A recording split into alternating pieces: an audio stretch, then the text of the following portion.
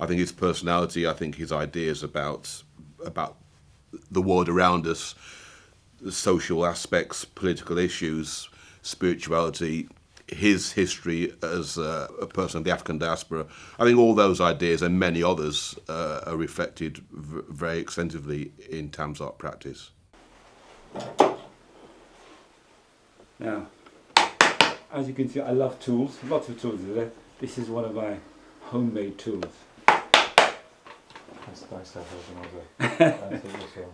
an Right. You know the pattern on we have in our skin. You know, I mean, this sandpaper, it tries to. It's hard. It's made out of glass. Well, we've got a sort of surface in our hands. Yeah. You know that if you rub with it long enough, that's purple haze, man. Most conversations I have with Tam revolve around politics. So I think that politics and his personality are kind of like intertwined. I wasn't the only black person in the school. There were two of us. There was a guy from Mauritius, but he was a technical assistant, which didn't bother me because I didn't notice the colour of my skin at the time. I was black, so what? I just wanted to paint, and everyone was there for, wanting to do the same thing. We made friends, and but then I started sort of drinking and buying my packet of Woodbines like everyone else, and going to the pub and drinking like 2 glasses of Guinness and being totally wrecked because I'm not, But it was fun, I enjoyed it. I did works in plaster Paris. I sculpted. I love working with my hands, so I'd make figures, and aided by my, life drawing experience, I knew about human anatomy very well, so I could do what I wanted. And there were people around who could bounce off ideas off. I'd make things, I'd paint things. So I was influenced by just about everything. I admire Picasso's work very much. I mean, I admire the painter, his paintings, but more especially I admire his sculpture. When I was at Central School, I think it was 1966, Picasso had an exhibition in the Grand Palais and the Petit Palais in Paris. I hitched there with a friend of mine called Rui Letal, a Portuguese guy. He made a bull's head out of the saddle, a bicycle, and a handlebar. And it was amazing. It was just looked like a bull's head. It was like, I was absolutely astonished. And the other thing that really got me was that he made a gorilla. And when I looked at the gorilla's head was actually a little car, and the body was sort of like bolts and stuff. It was like absolutely phenomenal. I'm impressed by this way of looking at something and being able to reinterpret it and see it in other ways. I'm very impressed by people who have the ability to do that, to see things in other ways other than what they are, to show another sort of perception. I learned how to make dovetails and stuff like that because, quite tricky things, dovetails, especially when you're about 12. It's like, oh, God. But I've still got this little box I made, and I really enjoyed things like woodwork and sawing things and stuff. I kind of like that, I remember at school that my woodwork teacher was absolutely astonished. One day he gave me a piece of 2x2, and I didn't have proper carving tools. I just had, ordinary flat chisels. But I carved this totem figure. The woodwork teacher was a great strong guy, Dow. He never ever said much. And he was like, who taught you to do that? I said, no one taught me. I just know how to do it.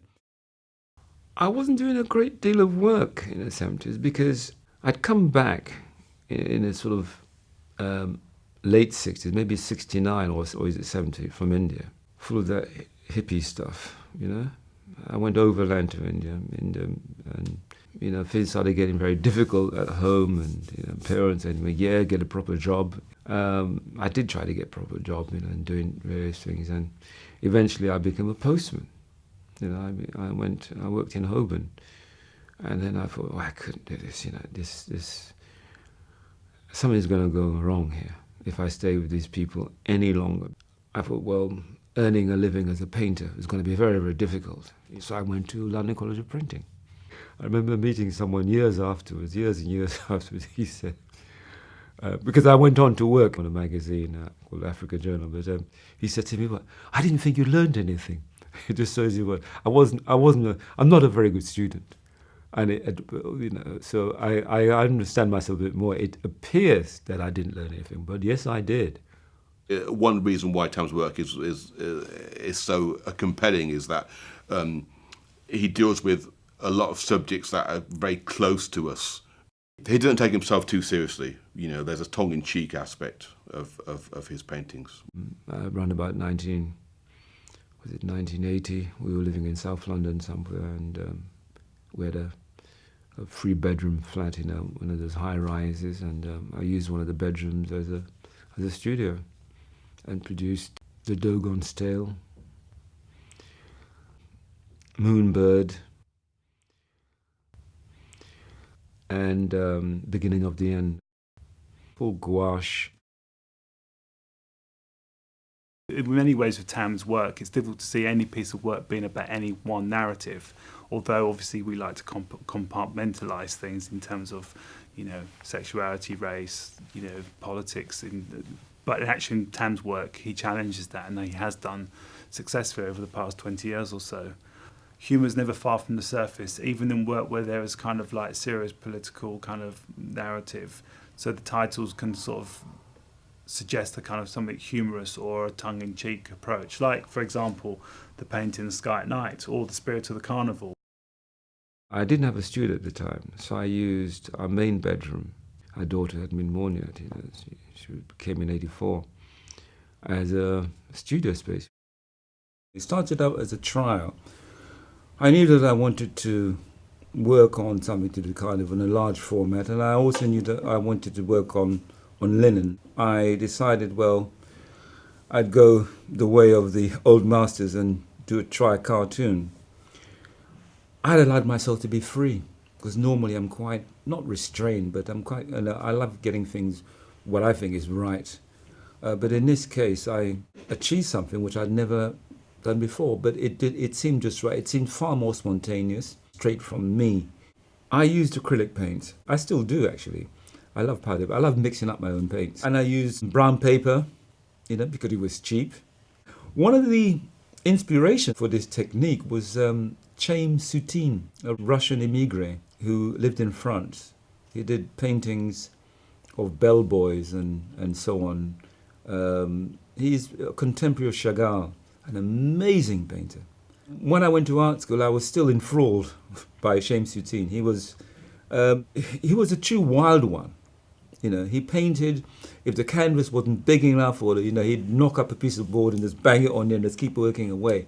It was all straight from the heart.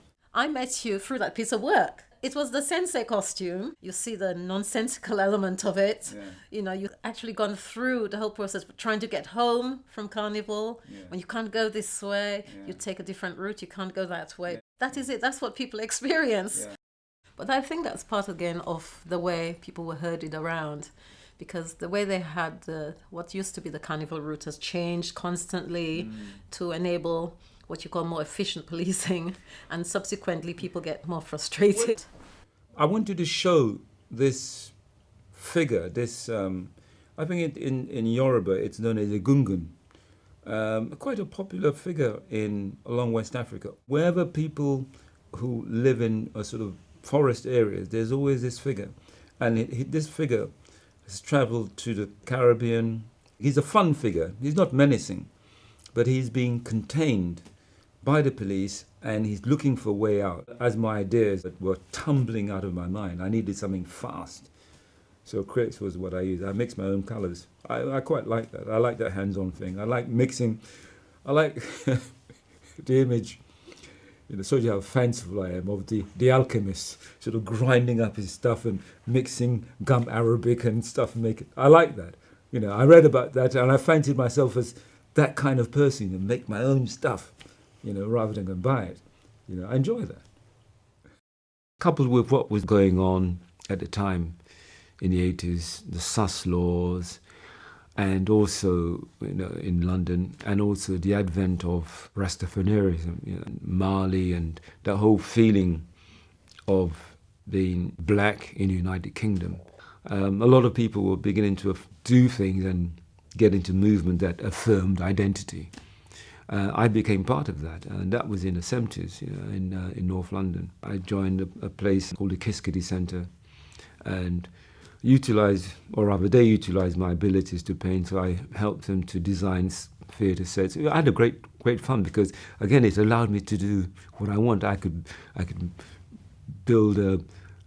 make a bed and made a hut and stuff and painted backdrops. It was all great. I found this way that some people needed what I could do. His personality, I think, has a lot to do with his roots. From the conversations I've had with him, he does talk about Dominica quite a lot. And he really sees that island as his roots, and how he discusses politics, particularly in relation to Jamaican, African, other, black diaspora, if you like, reflects very much in his sort of personality, in that he's a very political being, I think.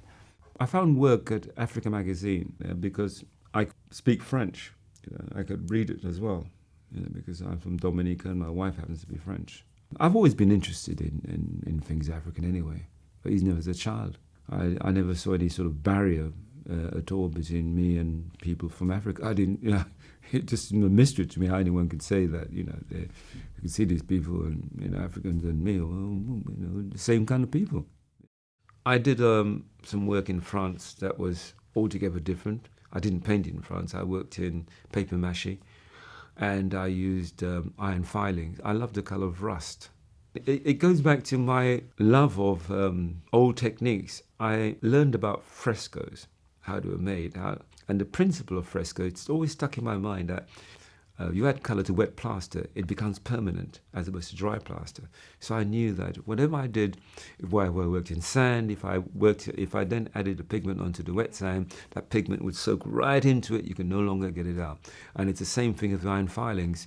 If I sprinkled the iron filings onto the paper mache, and then I used various means to rust it, used wine and vinegar, water.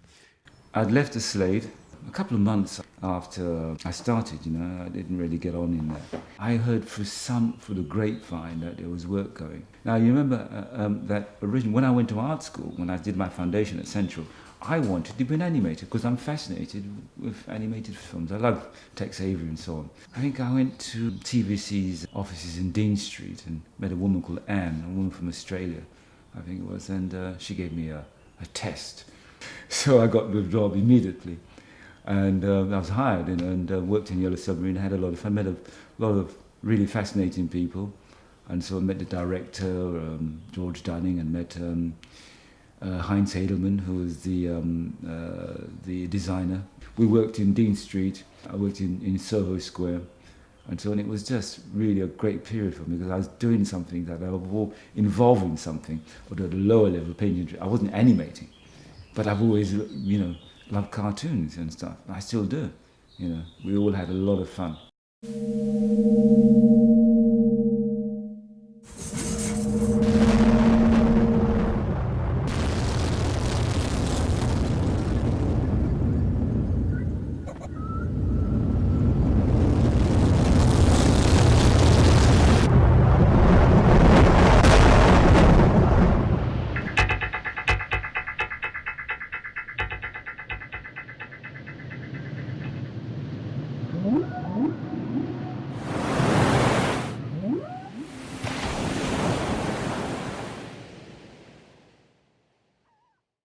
I love the techniques of the old painters. I love the way they went about doing things.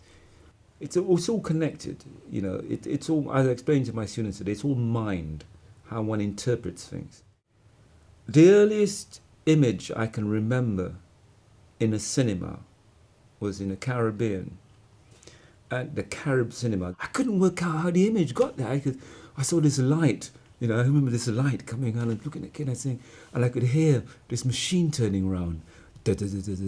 What I remember about this film was a white man with a gun, a rifle. That image has never, ever left my mind. It's always been there. So I got some pictures of Muhammad Ali's hairstyle. I knew I wanted someone who was very black skin toned. I also did something which I'd never done before, is that I used a roller for painting walls.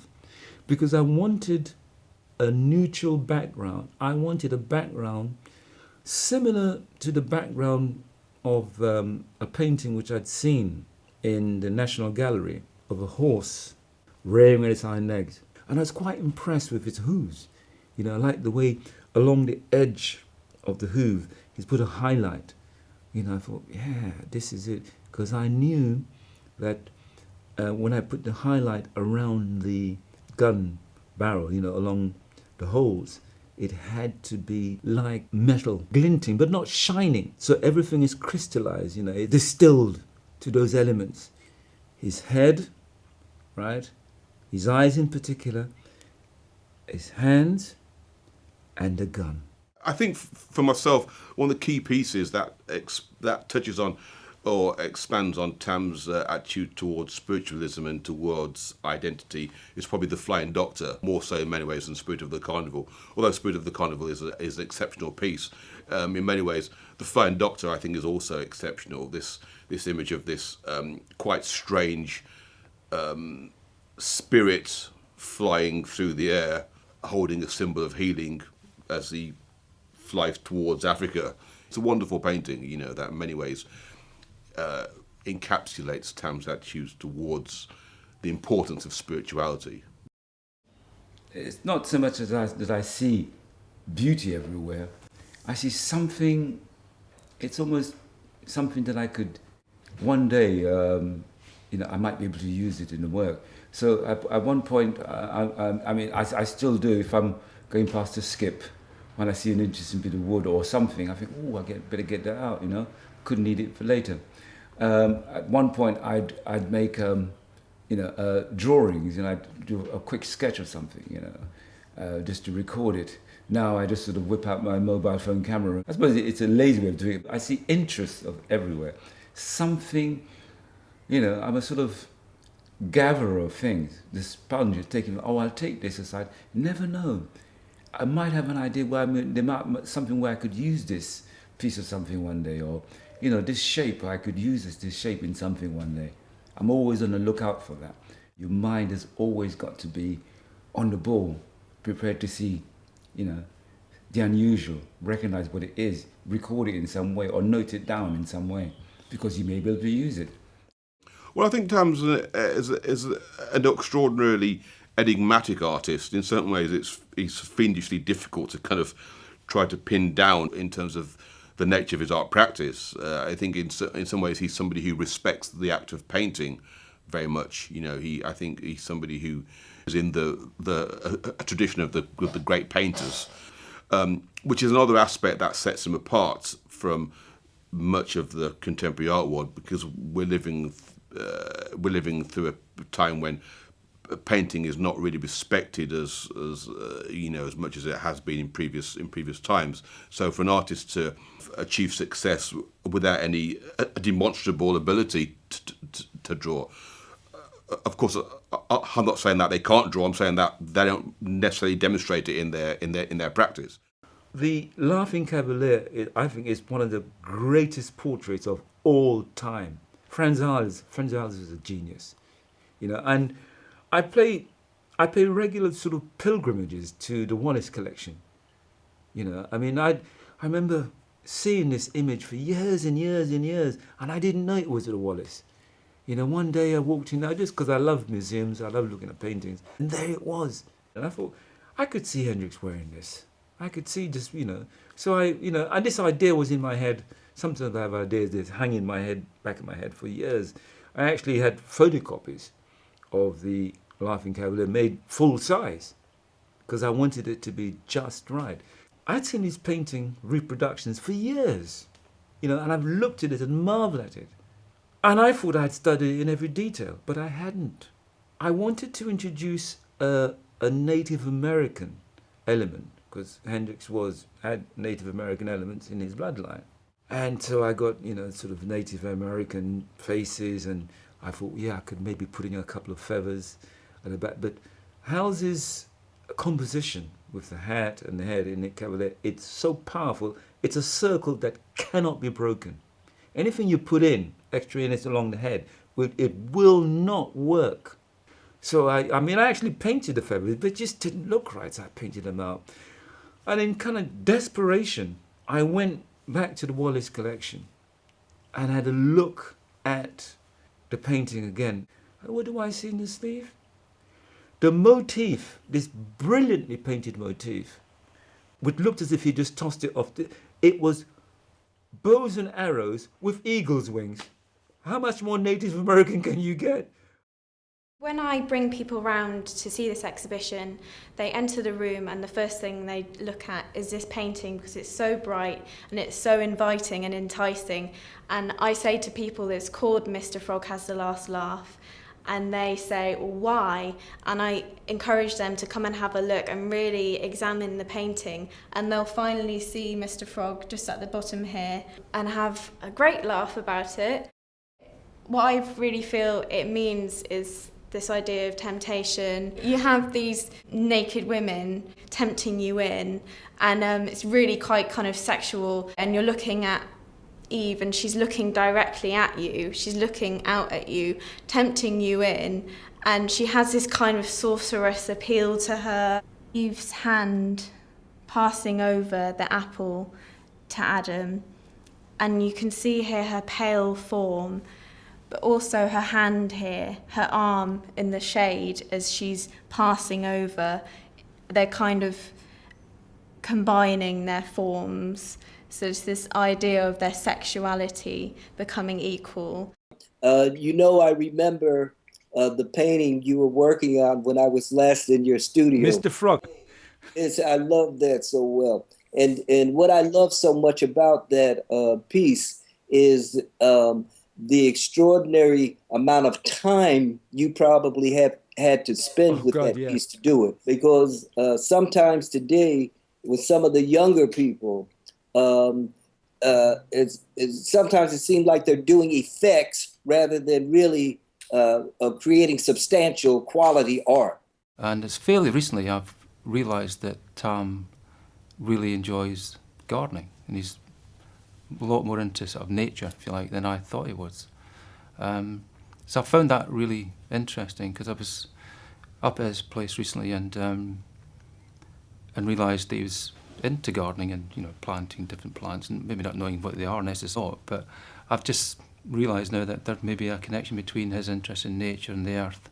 And he did a work about a year ago, I think, as well, where he took, I think, the telephone directories and kind of put them in the back garden and covered them in earth so that they kind of gradually sort of soaked in the soil and became something else.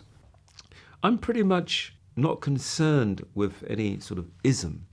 I'm just concerned with expression. Whether that expression, then I'll use a method that is a throwback or harkbacks to older period or is at the present time, it makes no difference. You're on your own time.